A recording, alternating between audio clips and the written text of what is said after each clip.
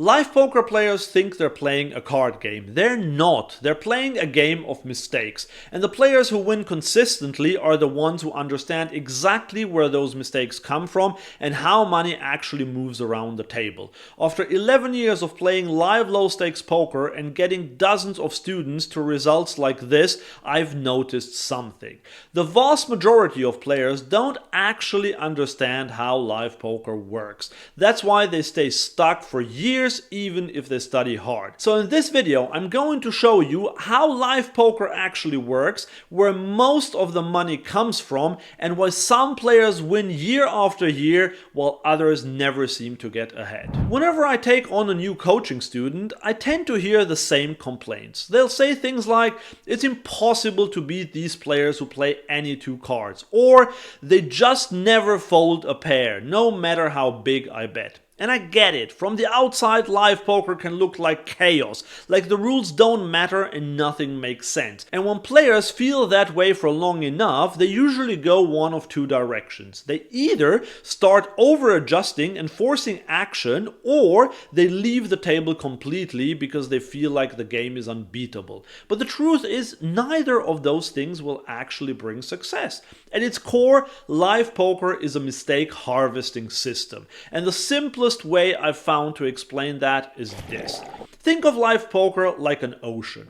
The fish are already there. Those fish are the mistakes other players are going to make. You don't need to create them. Your job is to simply position yourself where you can catch them with your net. But now imagine you have big holes in your net. Now it doesn't matter how hard you try or how many fish there are, because they will just escape through the big holes. So you come up empty. And that's exactly what happens in poker all the time. In poker terms, those holes are your own mistakes, like calling too wide, bluffing in bad spots, or paying off opponents when you shouldn't. If this is too abstract, I'll share an example of a recent session I played at a 1-3 at the Vic in London. For about 4 hours, I just couldn't get anything going. My bluffs got caught, my opponent's river 2-pair with ridiculous holdings, and I was barely dealt a playable hand. And then I picked up pocket aces on the button. Someone raised, I 3-bet, the small blind called the 3-bet, and the big blind went all in. The original raiser folded, I called. And then the small blind, who was a bit deeper stacked, also shoved. We ran it twice, I won both of them and tripled up. This was my stack after the hand, and I finished nearly 500 pounds up in that session. The moral of the story was that all I had to do was to stay calm, continue folding my bad hands, and then harvest other players' mistakes. Because here is the thing, especially in live low stakes poker, where you only play between 25 and 30 hands per hour, and most of those hands are unplayable, the biggest win rate killer is boredom. Humans hate inactivity. We naturally want stimulation. So most players start manufacturing action. And these players who can't sit with that boredom and have to force action are the big losers in the game. And so money flows from impatient, emotional, undisciplined players to patient, disciplined players who are emotionally stable. Live poker is not so much about making brilliant plays, it's mostly about letting other people make expensive mistakes. Once you understand that, everything starts to make more sense. In the next few minutes, I'm going to show you exactly what these mistakes look like and how you can easily capitalize on them. So, what are these mistakes? By far the biggest one almost every live low stakes player makes is playing way too many hands pre-flop because they are bored. They see a suited or connected hand and they'll call with it because they might hit big. They're essentially playing bingo, hoping that their number will get called. But this leads to all sorts of problems later on. When you play too many hands pre-flop, you'll end up with too many weak hands post-flop. That means they'll often have weak pairs, weak draws, or even just 9 high. This then leads to them either having to fold a lot to pressure, or they will start start bluffing some of those hands that completely missed. The way you exploit this is by doing the exact opposite. Instead of copying their strategy, you need to tighten up your range significantly. Only play hands that are really strong and dominate their hands. If they want to see a flop with 10-9 offsuit, you can raise ace-10 or king-10. And if the 10 comes, your hand now dominates theirs. You will see that simply playing tight pre-flop will make live poker so much more enjoyable for you because you will avoid a lot of tough or marginal spots. Another mistake that almost every recreational player makes is to underbluff the turn and river for big money. Don't get me wrong, recreational players do bluff, but when they bluff, it will either be a bluff c-bet on the flop or they will make some half-hearted attempt of betting half pot on the river. But when they have to put a lot of money at stake with a bluff, things change. The emotional cost of bluffing is much higher than the emotional cost of checking. When the pot gets big, people become afraid of looking stupid, so they naturally bluff less than they should. These predictable mistakes are easy to exploit once you understand them. So if your opponent bets big on later streets, you need to fold pretty much all of your bluff catchers in these live pools. And if they bet small, say up to around half pot, then you need to call with pretty much all your bluff catchers. Another huge mistake I see from a lot of players is overvaluing hands when deep stacked.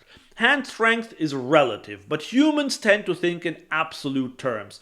Top pair feels strong, and once something feels strong, many players stop adjusting for stack depth. They treat top pair the same way at 250 big blinds as they would at 25 big blinds. If you have top pair in a tournament where you're 25 big blinds deep, then you don't mind going all in with that hand, because if your opponent has a better hand, well, then that's just considered a cooler. But when you're 250 big blinds deep, it's a completely different story. If you're playing for stacks in this scenario, you need a significantly stronger hand.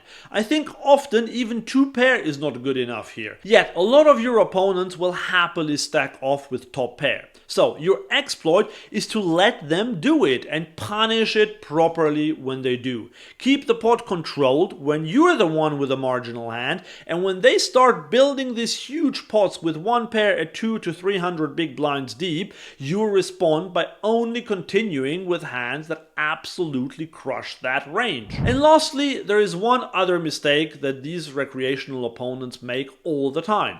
And if you exploit this one, you will be absolutely printing. Here's an example I witnessed recently. A guy flopped top pair and bet the flop and the turn on a board with a flush draw.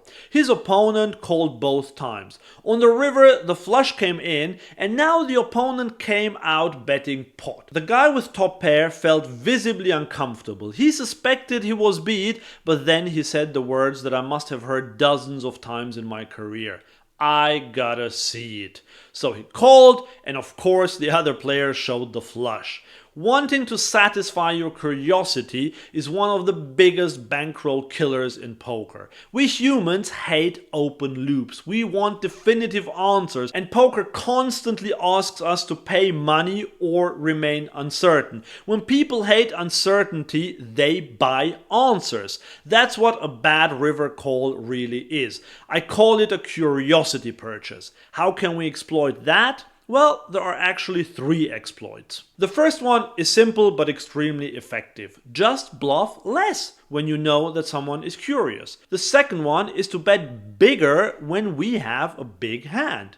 We need to make them pay for their curiosity. And the third one is a subtle and more hidden one, but this is the one that can truly improve your win rate. You have to value bet thinner. If your opponent is curious and can't fold third pair, then it makes total sense to bet second pair for value. If you've noticed a pattern here, it's this. None of these mistakes are really poker mistakes as such. They're emotional mistakes. Boredom, fear, attachment, curiosity. And that's why live poker is usually won by the player who stays rational while everyone else lets their emotions make decisions for them. And basically every major league in live poker comes from emotion overriding logic. So what does all this actually mean for you? If live poker is really a system for harvesting mistakes, how do you position yourself to be the collector instead of the donor? There are really only two things you need to do. The first one is to avoid being the spot yourself, because this only works in your favor if you don't join the madness. If you can't sit with the boredom of being dealt 7 deuce offsuit and 9-4 offsuit for an hour, or if you feel the urge to go after the guy who just windmilled a bluff in your face, or if you're afraid of looking stupid if you make a bluff, then you won't be taking advantage of the other player's mistakes. And as a consequence, you will be break even at best, because it's not enough to be a good player, you also have to play well. And the game of poker punishes emotional leaks harder than strategic leaks. So fold more than feels comfortable. Stop forcing action. And most importantly, protect your emotional state. Avoid chasing losses or making ego-driven decisions. A surprising amount of money in live poker changes hands because somebody wanted revenge, wanted to prove a point, or didn't want to look weak.